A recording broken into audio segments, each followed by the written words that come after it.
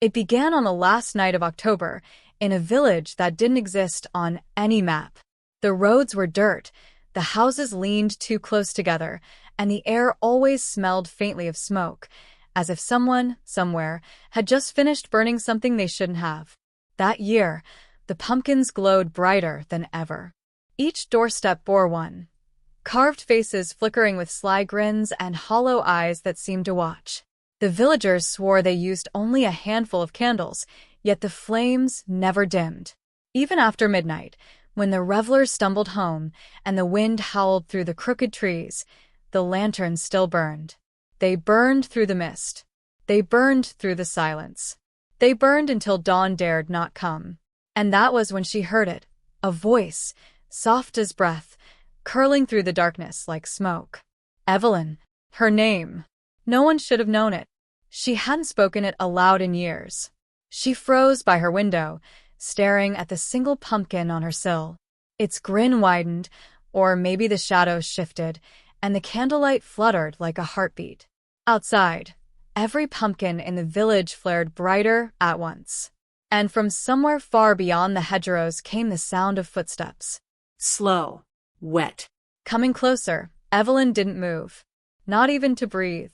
The footsteps were uneven, a drag, then a thud, as though whoever, or whatever, was walking had one foot heavier than the other.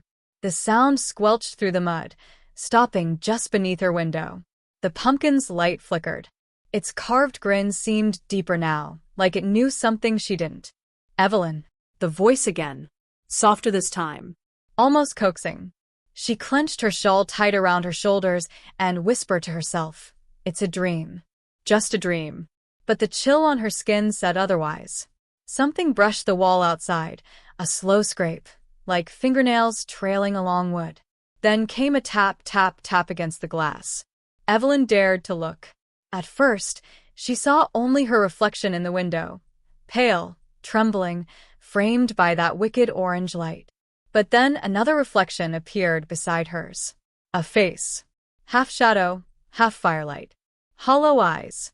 A grin cut too wide. And when she spun around, there was nothing behind her. The voice spoke again, this time from inside the room. "Did you miss us, Evelyn?" The pumpkin on the sill flared so bright it filled the whole room with orange fire, and something moved inside its flame. The light from the pumpkin throbbed, pulsing like a heartbeat. Whump, whump, whump. Shadows twisted around the room, stretching into shapes that didn't belong. Evelyn's breath came fast, but she couldn't look away. Inside the pumpkin's hollow grin, the flame shifted. It wasn't flickering anymore. It was breathing. She could see it now, a shape within the light, curled like a tiny ember creature, writhing as if trapped. Then slowly, it looked up. 2 pinpoints of black, where eyes should be. A slit where a mouth formed, and smiled. Evelyn stumbled back, knocking over a chair. The sound broke the trance, but the flame creature didn't vanish. It climbed. One thin, fiery arm reached out through the pumpkin's mouth, leaving a trail of smoke that coiled like a finger beckoning her closer. Another followed. Then it began to crawl out, a little figure of fire and ash, its face eerily similar to the carved grin of the lantern itself. "Who are you?" she whispered. It cocked its head. "You lit us." The words came out as a hiss, like wood snapping in a fire. "I didn't," she started, but then her eyes fell to the candle stub beneath it. The wax wasn't melting. It was flesh. Her own. A single drop of blood sizzled down the wick. And outside, as if answering some hidden call, every pumpkin in the village whispered in unison, "Burn with us." The whisper spread like wind through dry grass, burn with us, until the whole village hummed with the sound. It wasn't loud, but it filled every corner, every ear, every breath. Evelyn backed away from the window. The fiery creature had dropped to the floor now, its tiny feet leaving blackened prints on the wood. The pumpkin behind it had gone dim, emptied, like the flame inside had taken its soul with it. Outside, one by one, other pumpkins began to flare too bright to look at. Then they burst, each in a small puff of sparks, and from the wreckage of each came another little figure, crawling, climbing, stretching long arms toward the night air. Dozens of them. Hundreds. Each one burning, but never consumed. Evelyn ran to the door, but when she grabbed the handle it seared her palm. SSSC. She bit back a cry. The metal was blistering hot. The whisper changed pitch. It wasn't a murmur anymore. It was chanting. Burn. Burn. Burn. And above it all, the voice that had first called her name spoke again, now from somewhere far off, carried on the rising wind. Evelyn, you left us cold. She spun around, heart hammering. The little fire creature at her feet tilted its head, the way a curious child might. Then it smiled wider and said, in a voice that was unmistakably her own, "No one leaves the flame." It lunged.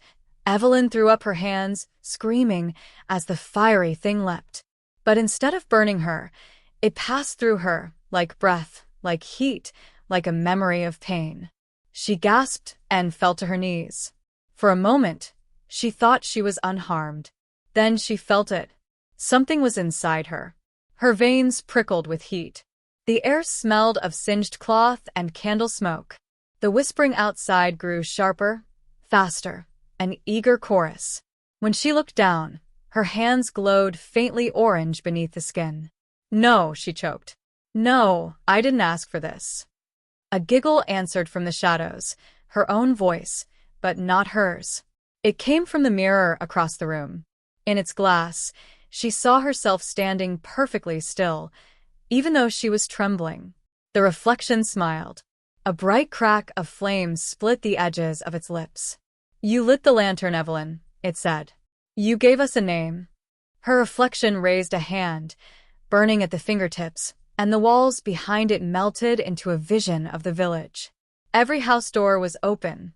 Every pumpkin had birthed its fiery twin. The villagers stood in the streets, their faces calm, eyes hollow, and each with a flame glowing inside their chests. Evelyn staggered back, clutching her stomach. Her own heart was beginning to glow the same way. The reflection tilted its head. "Now, the fire remembers you." And then, from somewhere beneath the floorboards, came a slow, dragging sound. Something else was waking. The dragging sound grew louder, scrape, thud, scrape, as though long nails were clawing their way up from the dark beneath her feet. The floorboards shuddered, dust sifting up through the cracks. Evelyn backed against the wall, her breath coming in sharp bursts. The mirror across the room flickered again, her reflection still smiling, though her real face was drenched in terror. Then came a whisper from below, low and broken, like a dying ember gasping for air. "Let us in." A board split down the middle, with a sharp crack. A hand, blackened, brittle, with glowing veins of ember, reached through the gap. It gripped the edge, splinters driving into its charred flesh, and began to pull. Evelyn ran for the corner, but the heat radiating from the floor was unbearable. The board smoked under her bare feet. She grabbed a bucket of rainwater from the window ledge, the only thing nearby, and hurled it down at the hole. The water hit with a hiss, but instead of quenching the fire, it screamed. The sound was so piercing it made her drop to her knees, hands clamped over her ears. When she dared to look again, the hole had widened. Something huge was rising from it now, a shape made of dozens of those same ember hands, all fused together, climbing as one body. The air stank of burned wax and iron. Her reflection in the mirror leaned close, whispering through the glass, "You shouldn't have tried to put us out." The thing beneath the floor gave a single, heaving pull, and half its body burst through, showering sparks across the room. It wasn't just one of them anymore. It was all of them. The floor exploded.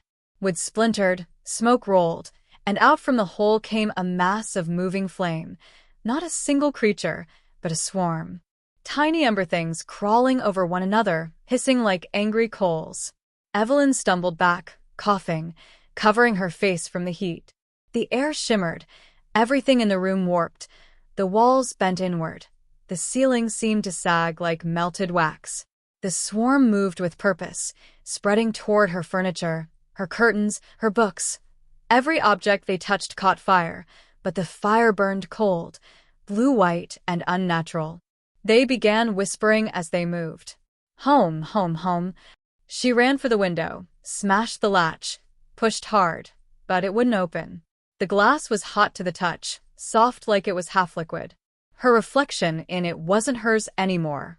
It was smiling, wide and wild. Let them in, it said.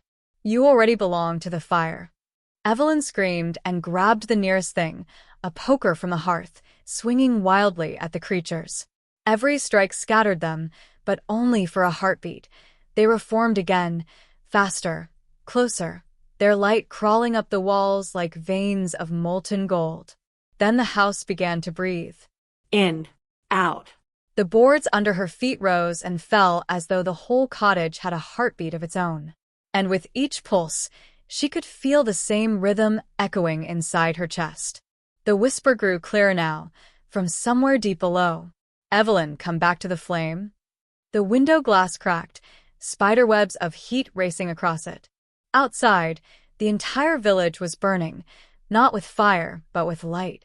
Houses pulsed like lanterns. Figures moved between them, human shapes, glowing from within. And each of them turned, in perfect unison, to face her window. They stood there, silent and still. All those villagers she had known her whole life, Mrs. Cray from the bakery, the old twins who sold matches, even little Thomas who used to chase moths through the graveyard, every one of them glowing like paper lanterns in the night. Their faces didn't move, yet their eyes burned bright white, like candlewicks lit from within. And then, as one, they tilted their heads toward her window. The whisper came again, not from one mouth, but from every mouth at once. Come into the light, Evelyn. The sound of it shook the glass, warping the air around her. She stumbled back, hands trembling, the poker still clutched tight. Outside, the villagers began to move, slowly, rhythmically, like dancers in a funeral march. Each step they took made the earth pulse with dull, orange light. The pumpkins scattered through the street flared as they passed, lighting their path toward her house. Inside, the crawling embers froze mid-movement, as though waiting for something. And then Evelyn heard it. Another voice, deep and hollow, echoing behind the chorus of whispers. This one wasn't calling to her. It was commanding them. Bring her back. She belongs to the fire. Evelyn's knees nearly gave out. She pressed her hand against her chest. The glow beneath her skin was stronger now, spreading through her ribs like cracks in porcelain. No, she gasped. You can't have me. But outside, the villagers had reached her door. All at once, their hands lifted. Dozens of palms pressed flat against the wood, and a faint smoke began to rise. Hisses. The door began to blacken. And from behind it came the sound of 100 soft voices, breathing. The sound at the door was unmistakable now, like lungs drawing air through burning wood. Inhale. Exhale. The wood flexed with each breath, swelling slightly, then sinking again, as if the house itself were alive. Evelyn backed away, her heart hammering against her ribs. The poker shook in her hands. The whispering outside grew more urgent. Let us in, let us in, let us in. Each word layered atop another until the air quivered with sound. The pumpkins in the street flared so bright their carved faces disappeared, leaving behind orbs of pure, trembling light. Then thump. A single knock. She froze. The fire creatures in the room stopped moving, all of them turning their heads toward the door as one. Another knock, louder, heavier, followed by a long creak of bending wood. The lock began to twist on its own, metal shrieking. Don't open it, she whispered to herself. Don't. The final knock splintered the hinges.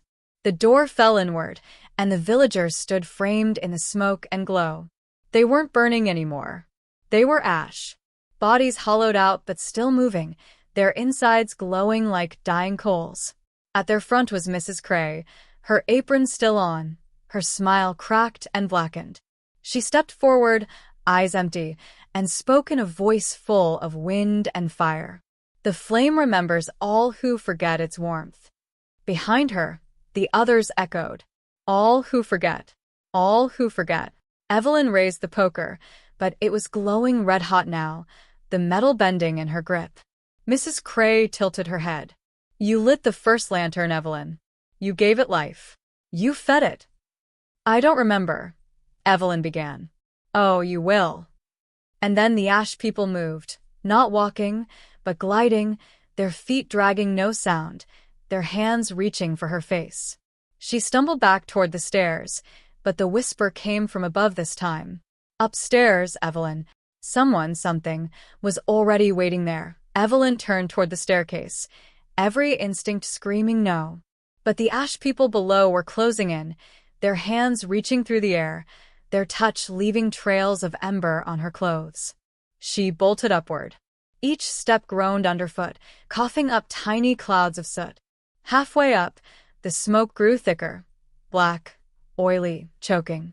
She covered her mouth with her sleeve, eyes stinging. Upstairs, Evelyn. The voice was closer now, no longer distant. It came from her old bedroom, the one she hadn't entered since that night. She reached the landing, coughing hard, and saw that the hallway ahead was lit by a single glow from beneath her bedroom door. Not the flicker of a candle, something steadier, alive. Behind her, the ash people began to climb, the wood beneath them sizzling with every step. She had no choice but to move forward. The door was slightly open. She pushed it wider. Inside, the room was untouched. The same quilt on the bed, the same cracked mirror on the wall. But there, in the center of the floor, sat a pumpkin, its grin carved too wide, its candlelight steady and white-hot. And next to it, a little girl, kneeling, humming. Evelyn froze. The tune was one she knew. She used to hum it herself when she was small. The girl turned, her face half-lit by the lantern's glow. It was Evelyn's own face, childlike, unscarred, smiling sweetly. You came back, the child said, voice soft as ash. I've been waiting since you blew out the first flame. The pumpkin's grin widened. The white flame inside began to twist upward, forming a shape, a face, old and endless, rising from the fire itself. And then the child spoke again, this time in two voices at once. One of us must stay burning, Evelyn.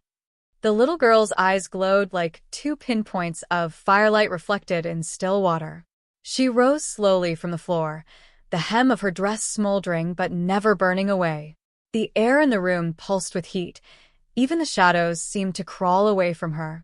Evelyn pressed herself against the doorframe. You're not real, she whispered, her voice hoarse from smoke. The girl tilted her head. I was. Before you left me in the dark. I don't remember. You do, said the girl, stepping closer. You just buried it. The pumpkin at her feet began to tremble, its flame twisting higher, unraveling like a ribbon of white fire until it reached the ceiling. The smell of scorched wood filled the room. The voice from within the flame deepened. Every flame begins with a spark. You were ours. Evelyn shook her head, retreating another step, but the door slammed shut behind her. The handle seared her palm when she tried it. The girl's expression softened. You can end it, Evelyn. One must always keep the light alive. The pumpkin cracked open with a sound like thunder. Inside it wasn't wax or wick, only swirling black smoke and faint, glowing embers like stars dying one by one. Step into the light, said the child, holding out her hand. Before the dark takes everything. Evelyn stared at the hand. It was small, familiar, hers. Then, the floor shuddered. From downstairs came the shriek of wood tearing apart. The ash people had reached the top of the stairs. Their glowing eyes flickered in the hall. The girl smiled, her voice a whisper between fire and breath. They'll burn out without you. Evelyn looked from the child's hand to the door, and realized the flame wasn't just light. It was calling her by name. The walls were breathing now, in, out, each inhale drawing the smoke deeper into Evelyn's lungs, each exhale filling the air with a low, rhythmic hum that seemed to echo her own heartbeat. The little girl, her younger self, stood within the circle of the pumpkin's light, hand still outstretched. Behind Evelyn, the ash people gathered in the doorway, their hollow faces flickering with a cold, hungry glow. You have to choose, said the girl. The fire dies or you burn. Evelyn shook her head. I don't understand. Why me?